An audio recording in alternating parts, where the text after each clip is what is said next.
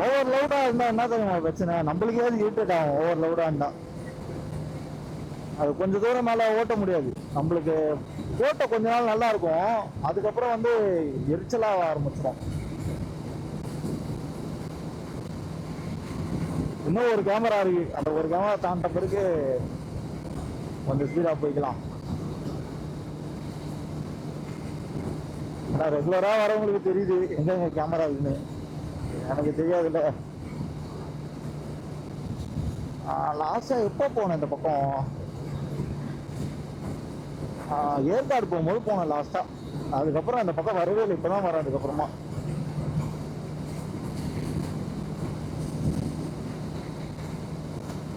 அதுக்கு நடுவில் ஒரு வாட்டி வந்தேன், ஈஸியாக வரைக்கும் வந்தேன். அது அது பிரிட்ஜுக்கிட்டே வந்துட்டு திரும்பி போயிட்டேன் அது. ஏன்னா பிரிட்ஜுக்கெலாம் அதுக்கு தாண்டி தான் கேமராலாம் இருக்கும், அந்த டோல் தாண்டி.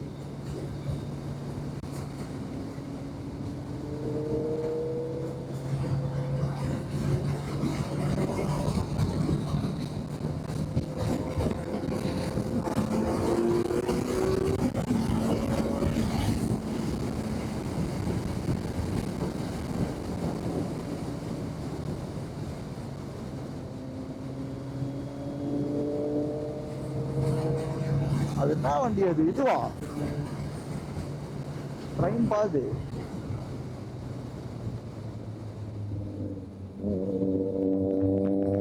ட்ரெயின் போதும், அங்க நின்னுது அந்த வண்டி தான்.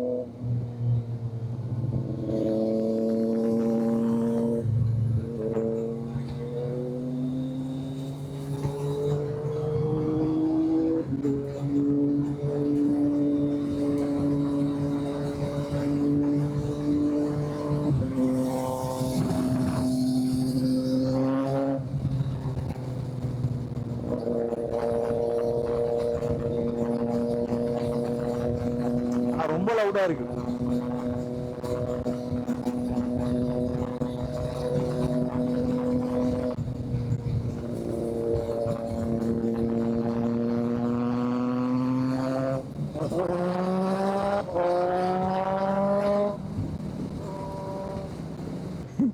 எங்க வீட்டுக்கு இந்த வண்டியை ஸ்டார்ட் பண்ணாலே வந்து சத்தம் கேக்குதுப்பா, தூங்க முடியலப்பா அப்படி இப்படின்னு சொல்லின்னு இருக்காங்க. இன்னும் எக்ஸாஸ்ட் எல்லாம் போட்டா நான் தள்ளின்னு தான் ரோட்டுக்கு வரணும் பொழுது. இன்னொன்று என்னன்னா, எங்கள் ஸ்ட்ரீட் உள்ள திருப்ப முடியாது. நான் எடுத்துகிட்டு வர வழி வந்து வேறு வழியில் வருவேன், திரும்ப விட்டுறது வந்து வேறு வழியில் விடுவேன். அதனால் வந்து ஸோ தள்ளினும் போக முடியாது. ஏன்னா நான் வெளியே எடுத்துன்னு வர வழி வந்து தூரம், கொஞ்சம் உள்ளே எடுத்துன்னு போகிறது கூட கிட்ட. ஸோ தள்ளினும் போக முடியாது, என்ன பண்ணுறது தெரில. நானே ஃபுல் சிஸ்டம் போட்டலாமா, இல்லை ஸ்லிப்பான் மட்டும் வாங்கி போடலாமா, இல்லை இப்படியே ஓட்டலாமா, இல்லை ஹெட்டர் மட்டும் மாற்றிக்கலாமான்னு குழப்பமாக இருக்குது எனக்கு.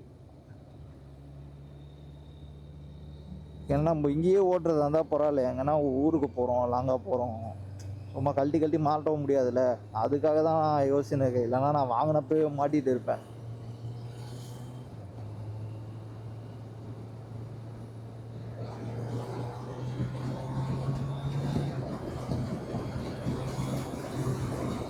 நான் வாங்கினப்பே போட்டிருப்பேன் வேறு.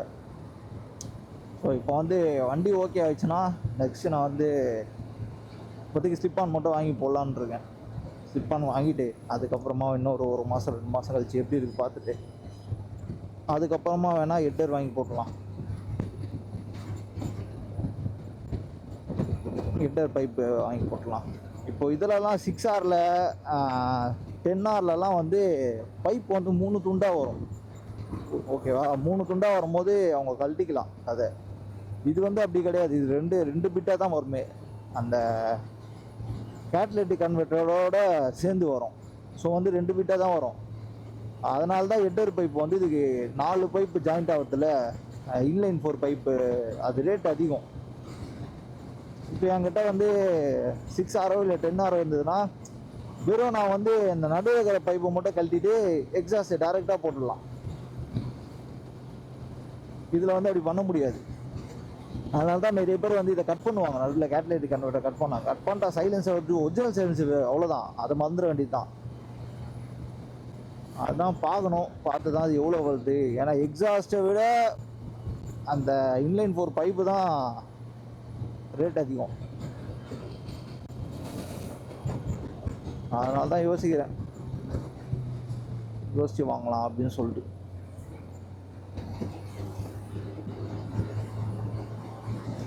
வால்வோட்ரானிக்ஸ் கூட போடலாம். வால்வோட்ரானிக்ஸ் போட்டால் நம்ம வெல்ட் பண்ணணும், அதுதான் ஒரு பிரச்சனை. அது டேரெக்டாக வந்து டைட் பண்ணுற மாதிரி டைப் வந்ததுன்னா நல்லாயிருக்கும். அது வெல்ட் பண்ணுற மாதிரி இருக்குது. ஸோ வெல்ட் பண்ணுறது வந்து கொஞ்சம் வெறுப்பு தான். என்ன கண்டக்டர் டிக்கெட்டு போடுறாரா ரோட்டில், குறுக்க போயிருக்காரு.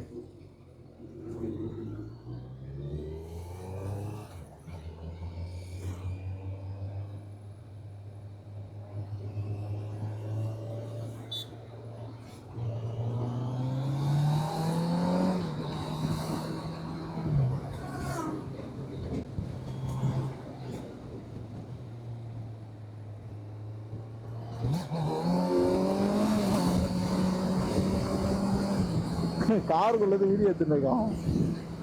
சும்மா எதிர்ச்சியா பார்த்தா உள்ள உட்காந்து வீடியோ எடுத்துன்னு இருக்கான்.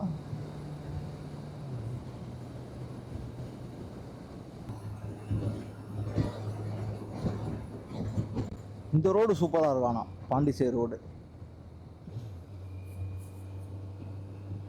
பெட்ரோல் வேற இல்லை, போட்டேன் ஒரு 6 லிட்டரு மேலே போட்டேன்.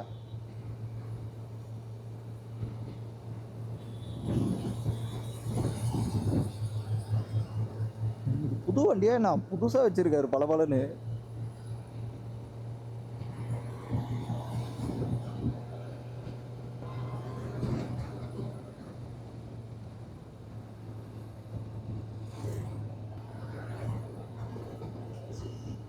ஸ்பீடாக போனலாம் போகலாம், எதுக்கு பொறுமையாக போகலாம், ஜாலியாக ஓட்டின்னு போகலாம் பொறுமையாக.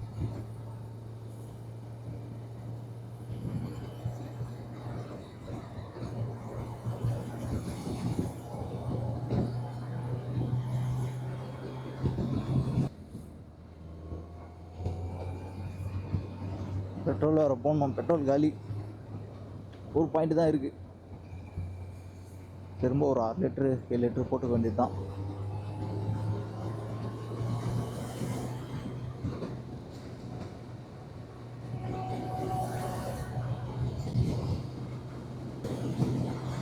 நான் இதுதான் ஃபஸ்ட் டைம் இங்கே வருது, இந்த எம்டிகே வருது. இதுக்கு முன்னாலாம் வந்தது கிடையாது.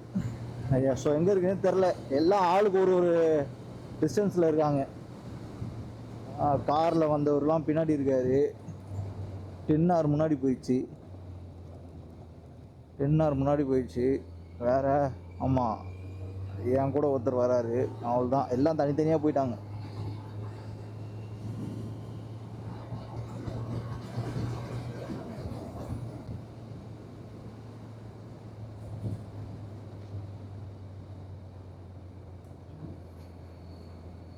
நீ திடீர்னு தான் எனக்கு தோணுச்சு, இப்போலாம் ஸ்கூல் படிக்கிற பசங்க வந்து சைக்கிளே ஓட்ட மாட்டானுங்களே.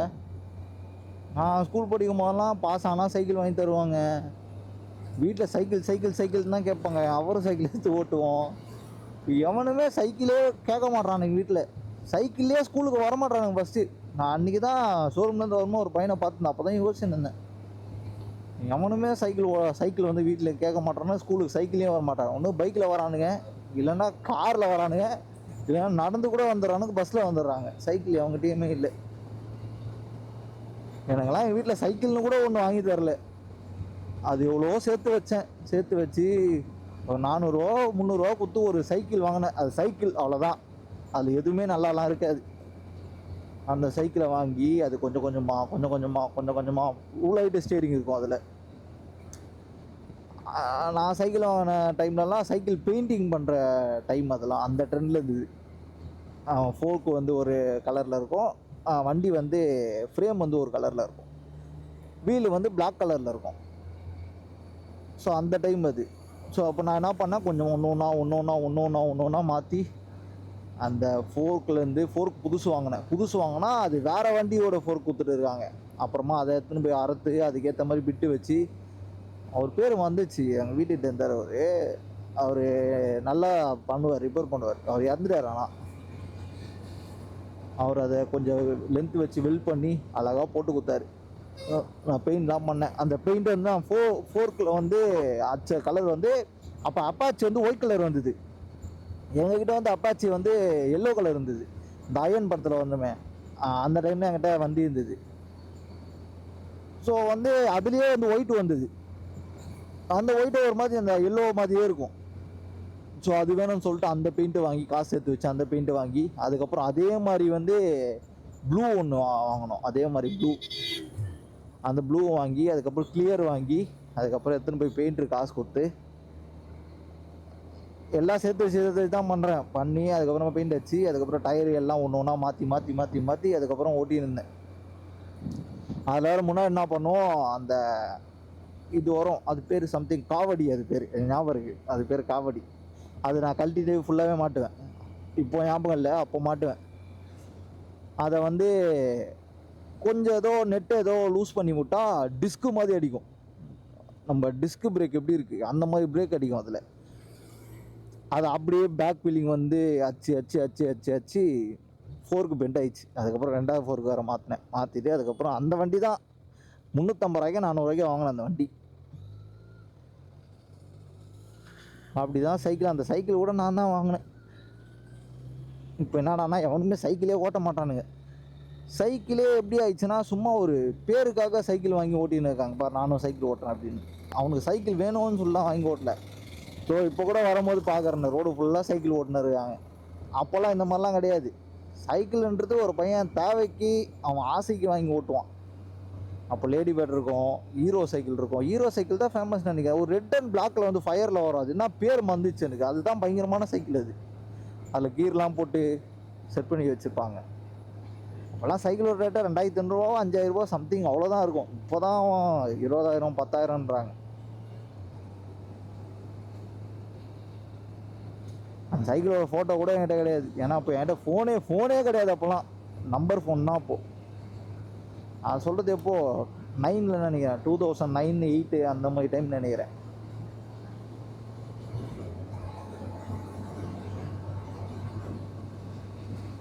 இப்போ எங்கே இப்போ தானே சைக்கிள் வாங்கணும்னு ஆசையாக இருக்குது. ஏன்னா வாங்கினா இப்போ ஓட்ட முடியாதுல்ல, எங்கே ஓட்டுற மாதிரி இருக்குது. பைக் ஓட்டுற மாதிரி சைக்கிள் அப்போலாம் பெண்டு போடுறது, வீலிங் அடிக்கிறது, பேக் வீலிங் அடிக்கிறது, சீட்டை மாற்றுறது, அது இதுன்னு நானமோ வண்டி ஓடினவங்க எகிரி குடிச்சு வண்டியை பிடிக்கிறது என்னென்னமோ பண்ணிருப்போம். நான் ஒரு டைமு அது ஏன் எனக்கு திடீர்னு தோணுச்சா, இப்போ எவனுமே அதுக்கெல்லாம் ஆசையே பட மாட்டானுங்களேன்ற மாதிரி இருக்கு.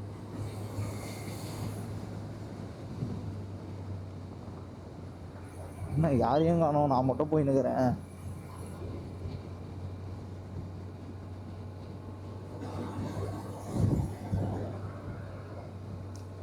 குரூப் ரைடு, சோலோ ரைடு ஆயிடுச்சு.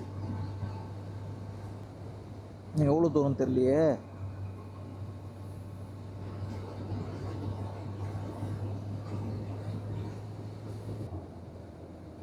ஸ்ட்ரெயிட்டாக தான் போகணும். அங்கே போகிறாங்க, பார்த்துட்டேன்,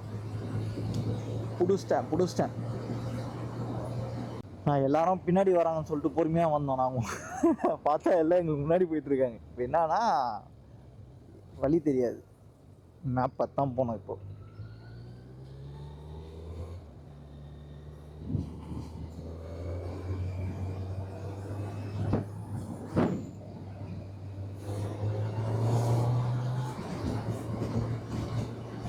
அந்த கார் அது போதுன்னு நினைக்கிறேன், பார்த்துட்டேன்.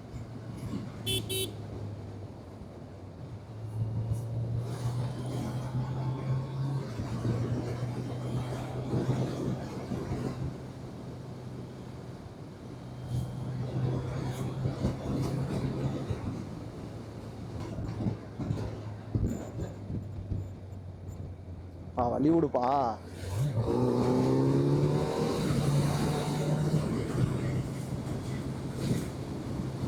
அந்த கார் தானே.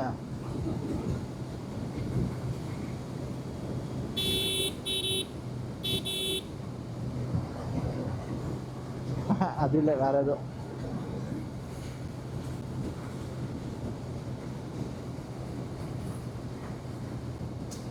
சேம் அதே மாதிரி இருந்தது. ஆனால் அது i20 அது.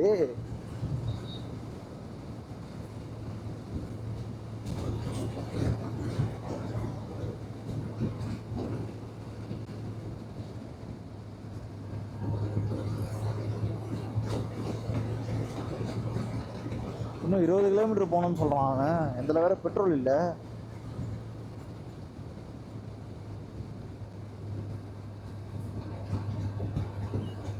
ஆனால் பாரத் பெட்ரோல் வந்து தான் போட்டுக்க வேண்டியது தான்.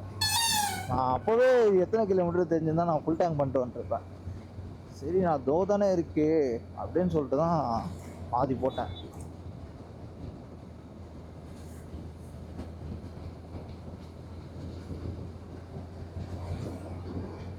வண்டி ஓகே ஆயிடுச்சுன்னா செப்டம்பர் வந்து ட்ரிப்பு போட்ட வேண்டியது தான். ஆனால் எந்த ஊருக்கு போகிறோன்னு சொல்லிட்டு தான் முடிவு பண்ணல. நான் பயங்கரமான ஊராக முடிவு பண்ணி போக வேண்டியது தான்.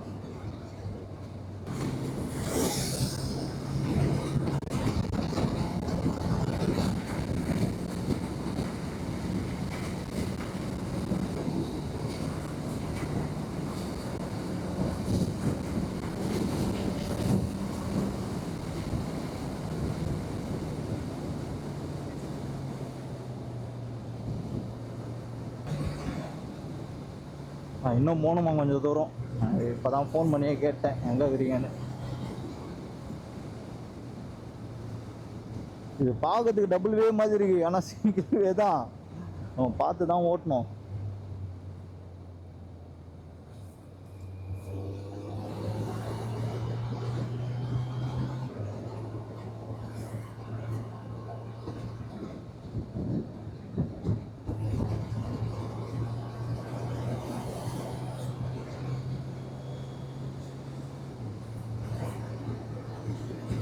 போகும்போது வெயில் தான் வந்துடும். வெயில் வந்துட்டாலே வெறுப்பாயிடும். போயிட்டு ஜூஸ் குடிச்சு ஜூஸ் எதுனா குடிச்சோன்னா கரெக்டாக இருக்கும். ஏய் இருங்கடா, அப்படியே ஏறுறீங்க புஸ்கு புஸ்குன்னு. தாத்தா வர பார், எப்படா உள்ளே ஏறலான்னு வெயிட் பண்ணுறாரு. எனக்கு இவங்களெல்லாம் பார்த்து தான் பயமே, எப்போ வருவானே தெரியாது. சடார்னு வந்து நிற்பாங்க. இவங்க வந்தோடனே எல்லா வண்டியும் நின்றோன்னு நினைக்கிறாங்க போல இருக்குது. பார்க்குற பாதி வீடியோ வந்து இவங்கள வச்சு மேக் பண்ணுறது தான். அது ஏன் அப்படின்னு தெரில.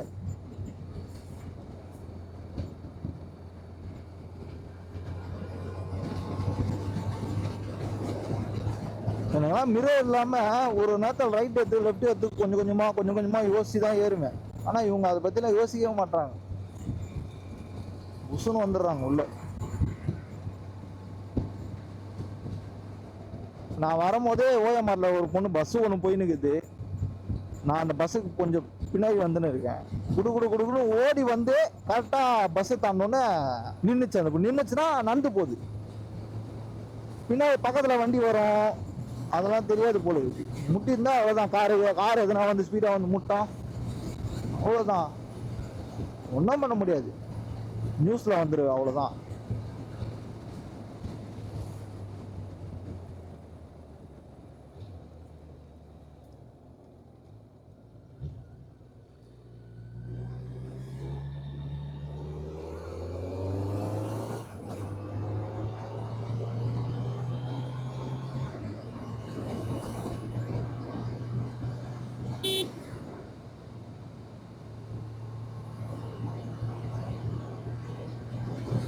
பெட்ரோல் வேற இல்லை. இப்போ வேற பெட்ரோல் பங்க் வந்தாலும் நல்லா இருக்கும்.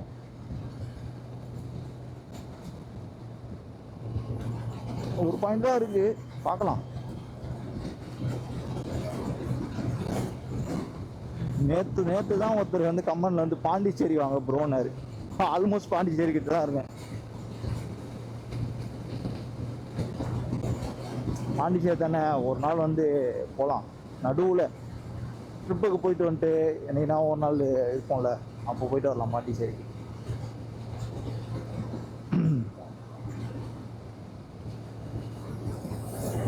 இன்னும் ஒரு என்ன, இங்கேருந்து ஒரு 100 கிலோமீட்டரு, ஒரு 150 கிலோமீட்டரில் பாண்டிச்சேரி வரலாம்னு நினைக்கிறேன். அவ்வளோலாம் கிடையாது. பாண்டிச்சேரியே கம்மி தான். இதுவே எவ்வளோ கிலோமீட்டர் வந்திருக்கோம்?